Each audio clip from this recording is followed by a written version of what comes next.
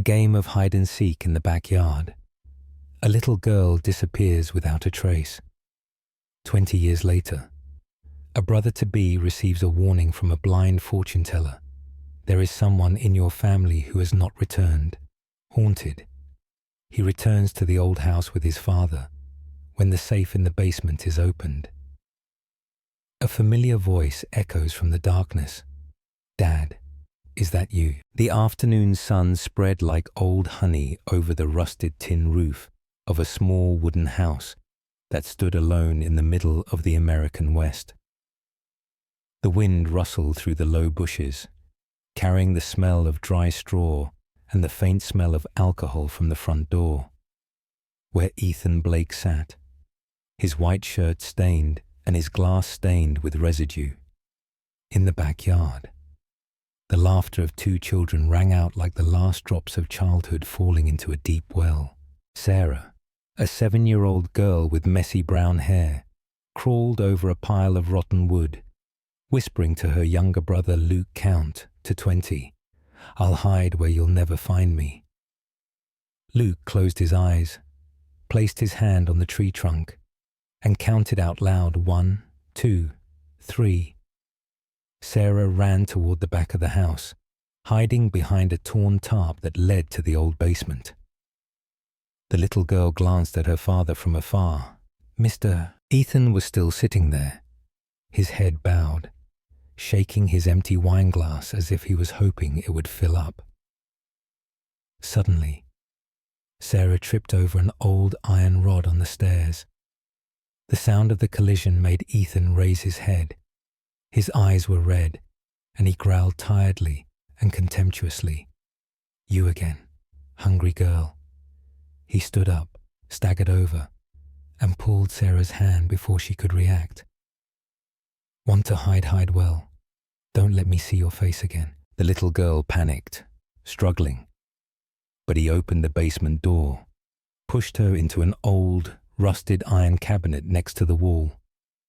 Ethan slammed the door shut, pulled the latch, and locked it with a rusted combination lock. Sarah screamed, Dad, I'm sorry. Don't, I'll be good. Ethan growled, Shut up.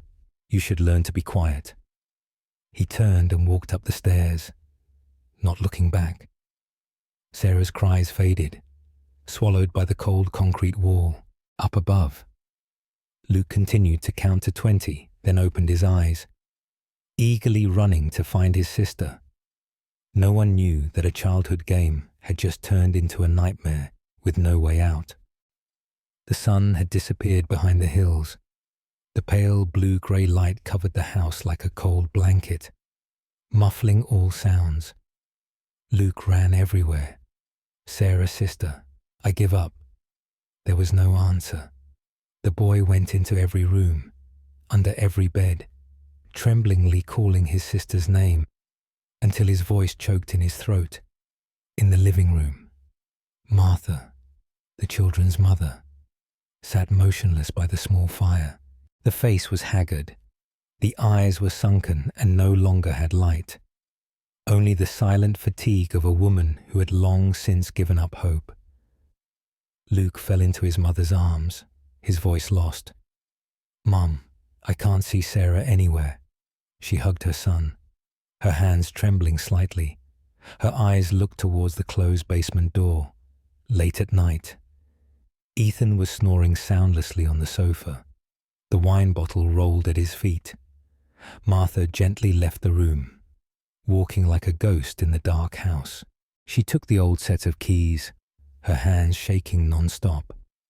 In the basement, the air was thick as if it had been holding its breath for 20 years. She knelt down and opened the safe latch. The door screeched like claws scraping against the rock wall. Inside, it was empty. Sarah was gone. There was only a plastic hair clip, shaped like a pink butterfly, that Sarah often used. Martha burst into tears, but it was not the cry of someone who had lost a child. It was the cry of someone who had to make a choice that no one should have to make. She clutched the hairpin, put it in her pocket, and locked the closet as before. She quietly went back upstairs, without saying a word. No one asked, no one knew. There was only one little girl who had just disappeared from this world, as if she had never existed. The next morning, the sun was high in the sky, but the light did not dispel the gloom of the old house. Martha stood in the front door, holding a cup of coffee that had long since cooled, her eyes wearily fixed on the end of the yard, where the sheriff and a few neighbors were searching through the weeds. The news of Sarah's disappearance spread like wildfire through the town. They said it was an accident, a little girl playing hide and seek and getting lost, not unusual in this vast country. Ethan sat still, his eyes hollow from a night of drinking and guilt hanging over them like a fog. He did not cry. He just pondered the sheriff's question. "You were the last person to see her. Was there anything unusual?" Ethan replied. "No. She was playing. Then she disappeared." A few people began to doubt her, but in a place where domestic violence is considered a private matter, a father's word is more likely to be believed than the vague cry of a missing child. Luke clung to his mother's hand, his eyes wide as if to ask, "Why aren't you home yet?" No one answered. Martha just sat down next to him, stroking his hair, her eyes on the closed basement door. Again, the police's preliminary conclusion: Sarah was lost or kidnapped. No body, no trace, no blood, and no one mentioned the safe in the basement again. A week passed, then a month, then a year. Sarah's name gradually disappeared from the dinner table, from sleep, from family meetings, only in Luke's memory, like a flash of light that never completely went out. 20 years later, the same old land, now more deserted, more red dusty and less people. Luke Blake, 25 years old, is a tall, somewhat reserved young man. He works as a mechanic at a garage in town, lives simply and quietly. He will soon marry Emily, the local kindergarten teacher, the only person who has made Luke smile since he was 12.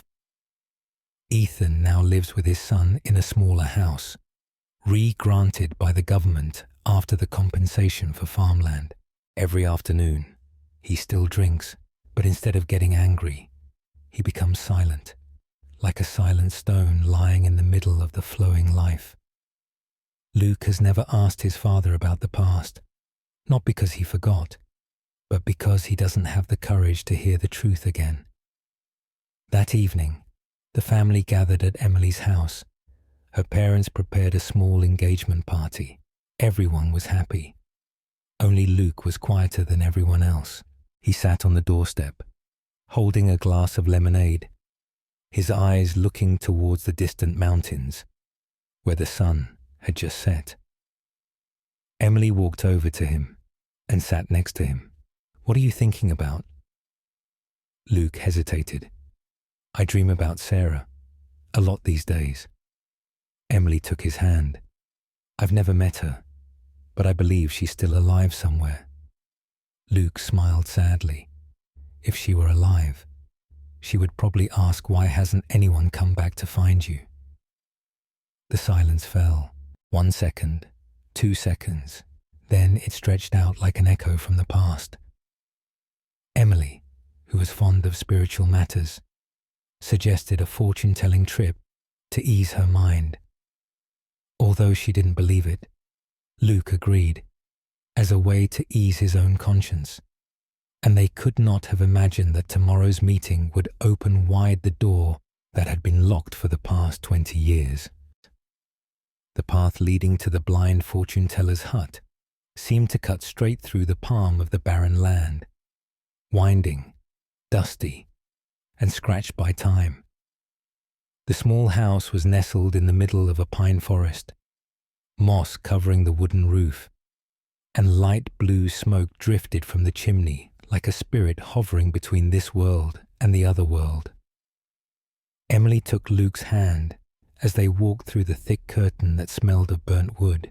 Sitting in front of them was a blind old man, his beard as white as his chest, holding a string of dried corn kernels and bird bones. He didn't ask for his name. He just reached out, his palm trembling slightly. "Give me your left hand." Luke reached out, a little hesitant. As soon as the old man's fingertips touched Luke's skin, the wind suddenly picked up outside. The pine branches knocked against the wall as if to remind him of something from long ago. His eyes were blind, but his pupils still moved. His voice became a whisper, deep, as if it came from the ground. "You want to marry, right?" Luke nodded. "No. There is someone who has not returned, someone your family has rejected in the dark." Emily paled, about to speak, but the old man continued. "She still exists, but forgotten.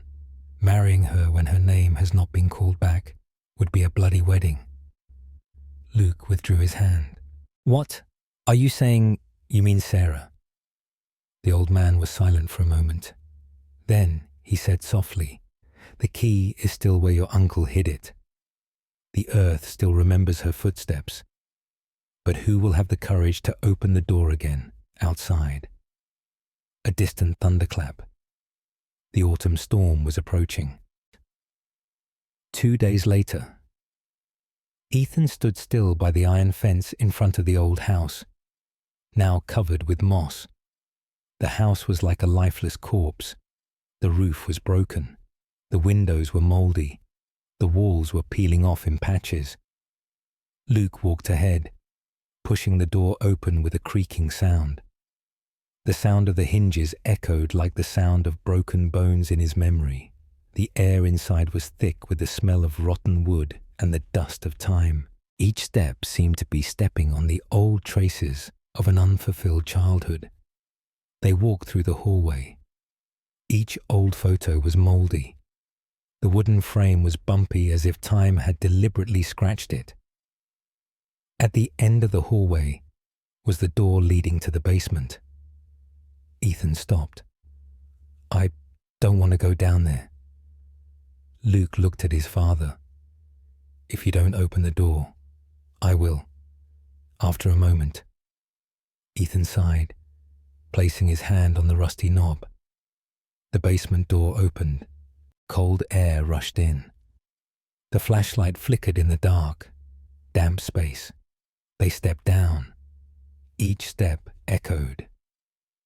The safe was still there, covered in a thick layer of dust. The rusty lock almost stuck to the metal. Ethan shook his hand as he inserted the old key. A dry click sounded.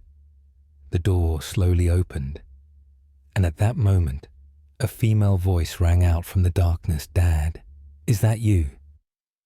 The voice was as light as a breath but cut through the space like a knife tearing fabric. Ethan stepped back, mouth agape, hands shaking violently. Luke turned on the flashlight and shone inside empty. No one inside.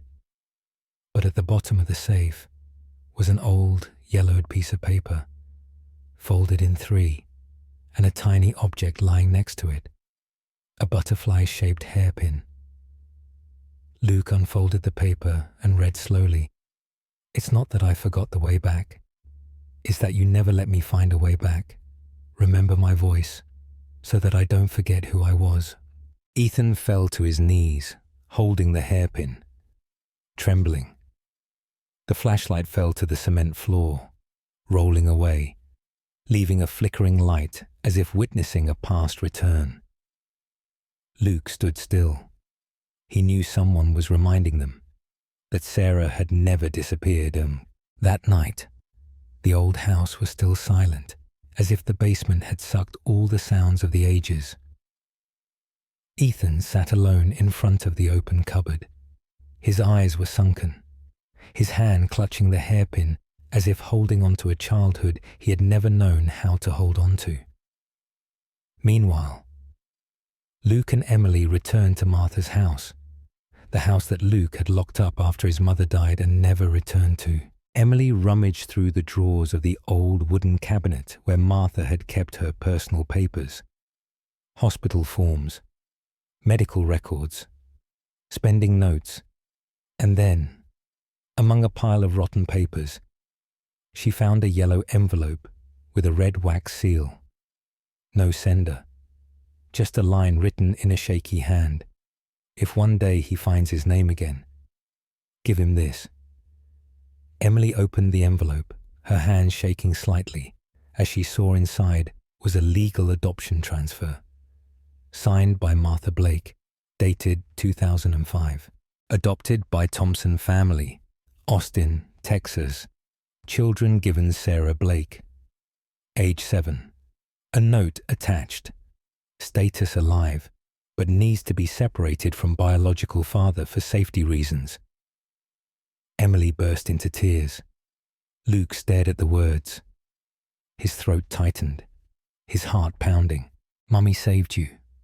Mum did the right thing. Emily just nodded silently, then took out another photo attached to the envelope. A photo of Sarah at age 10, long hair.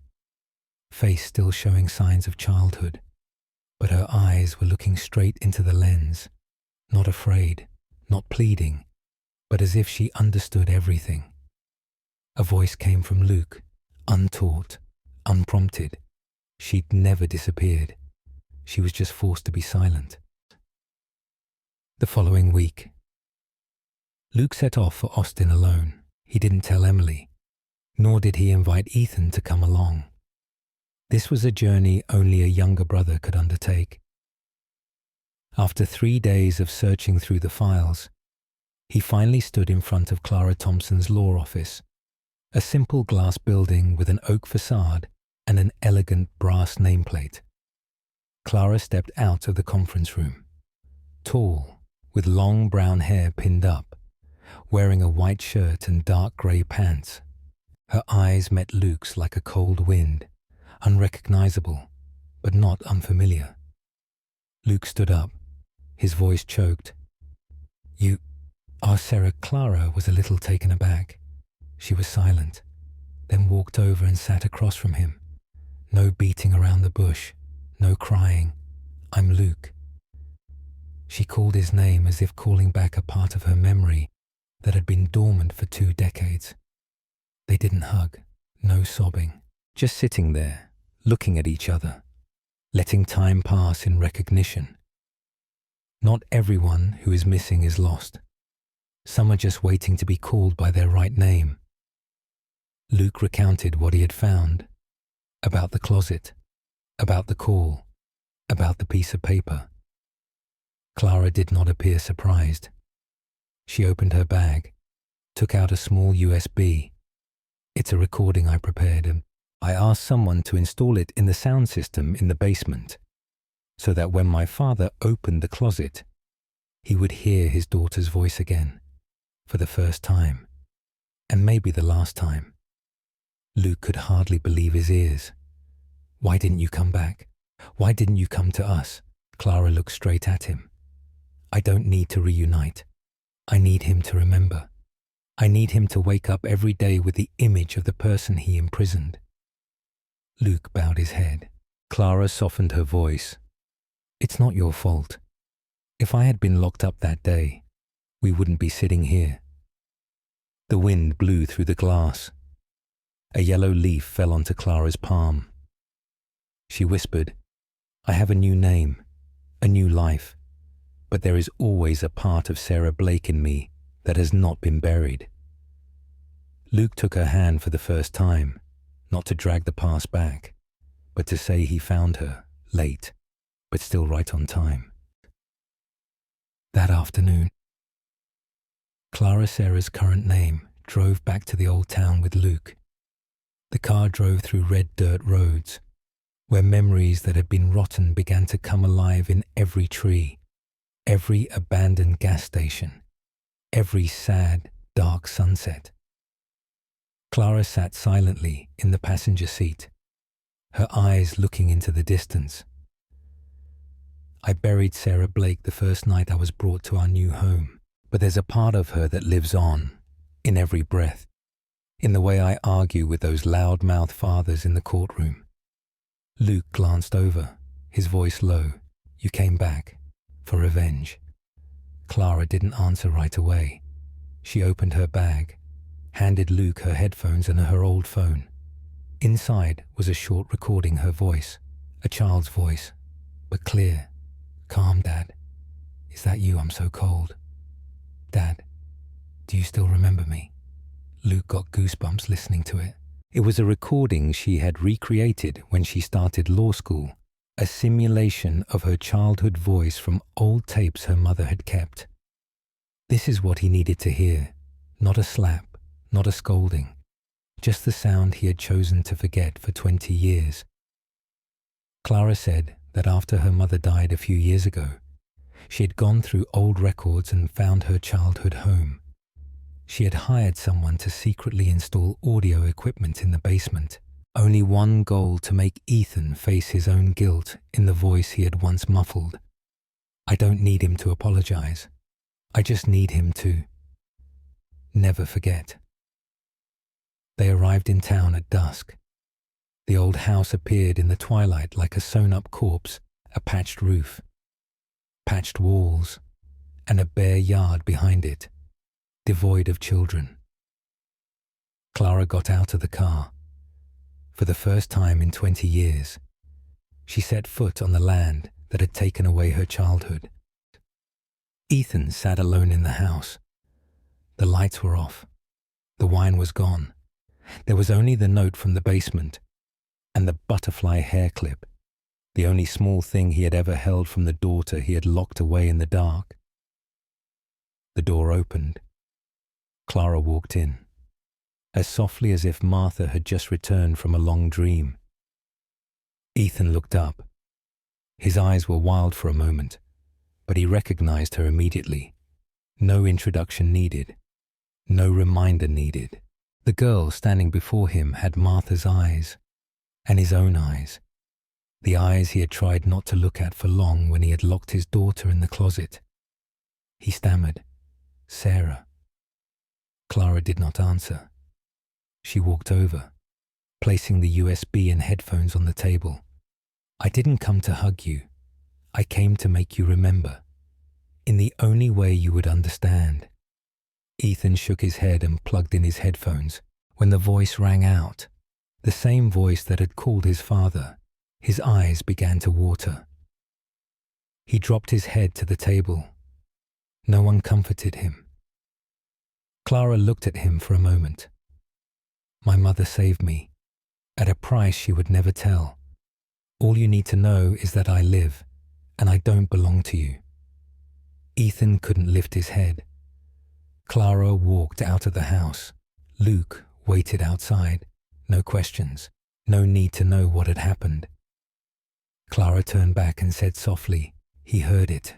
No one is locked in a closet anymore, not even memories." And they left. Ethan sat in the dark for a long time, the light from the window fading. The recording kept repeating in his ears, no longer his daughter's voice, but the sound of his conscience tapping on the walls of his house for the rest of his life.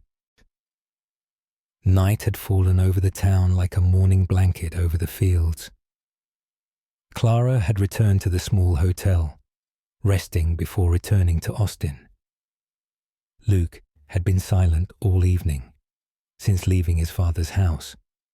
He drove alone to the old garage, where he still worked every day, the only place where he felt he had any value, even if it was only with rusty engines. On the wooden table, next to a cold cup of coffee, was a brown leather notebook. On the first page, Luke had written in ink, "If you were strong enough to forgive, you wouldn't have to write this." He continued writing, not for anyone to read, just to leave behind a part of his childhood that had never been properly named. He told of the last time he saw Sarah hiding in the backyard, of the 5 years he lived without daring to mention her, of the nights he dreamed of her locked in a closet. But he couldn't open the door. The last page, the words in bold and italicized, seemed to scream silently, "You survived him. I didn't." The next morning, the mechanic came early to open the garage door and found Luke's old pickup still parked. The door was locked from the inside. He lay on the cement floor, Ethan's gun beside him, blood streaking long, red but cold as metal. On his chest was the notebook. The butterfly hair clip was placed on the last page as a message to his sister, who had survived not by miracle, but by her unforgiving determination. The news of Luke's death shocked the town. The entire garage closed for a week. Emily didn't speak, didn't cry, just wore a necklace with a small photo Luke had kept a picture of the three of them. Her, Luke, and Sarah in first grade, assembled from several old photos. Clara got the news as she was getting ready to leave town. She didn't go back to Austin right away. Instead, she went to the small river behind the old house, where Sarah used to sit and draw on the sand with sticks, where Luke had slipped her a rock and laughed, "Keep it as a charm, so no one can catch you." She found a small, hand-carved wooden plaque, nailed to a nearby tree. The wood was bare, the writing deep and clumsy. "I'm back. It's just that no one noticed soon enough." Clara sat down on the old wooden bench. The sun set behind the mountains. The wind blew through her hair, carrying no more pain, just an emptiness that no one could fill. She took a small wooden box from her pocket and opened it. Inside was a piece of her mother's old shirt, wrapped in two things, a broken hairpin and the stone Luke had given her years ago. She buried it in the ground. No ceremony, no words, just one last whisper. "You are the only one who has ever seen me, even when I no longer have a name." Final scene, Ethan sat on the porch, hair disheveled, shirt dirty, holding an old headset with no battery. He could no longer hear anything, only the wind and the sound of the safe door in his memory opening and closing for the rest of his life. The screen faded to black. A line of text appeared in the silence. "Not all who are forgotten disappear. Some remain, just to remind that conscience has its own calling.